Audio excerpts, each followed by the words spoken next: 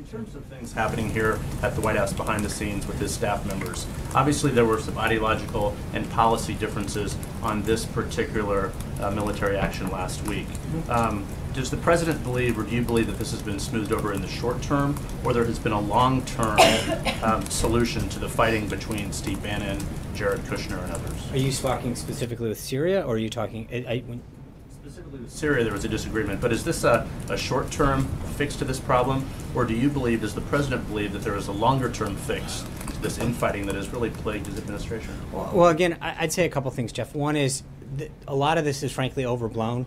But number two is the reason the president's brought this team together is offer a diverse set of opinions. He doesn't want a monolithical kind of thought process going through the White House. He wants a diverse set of opinions.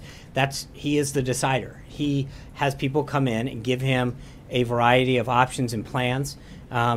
He went back and forth over that 72-hour period where he wanted additional options, additional explanations and questions answered.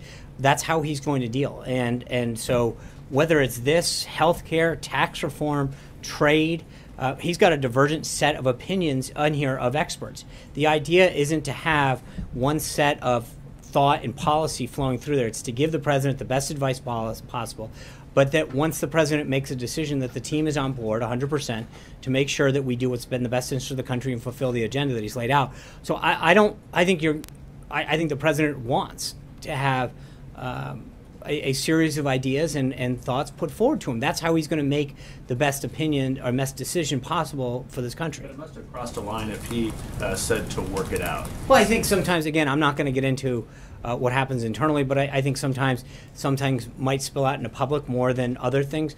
But there's always going to be a healthy debate internally on a variety of policy issues among the cabinet, among the staff, to make sure that the president sees every option that's available, every opinion that he should weigh and counter before he makes a final decision. It's just sometimes those discussions may make them out a little bit more publicly than they do. But I think, as I noted at the beginning, I thought there was a lot of overblown coverage of how it actually happened and what went down. So he's sticking with Steve Bannon. He is right very now. confident in the team that he has, that they have an unbelievable amount of knowledge, and he enjoys the counsel that they all bring to this table.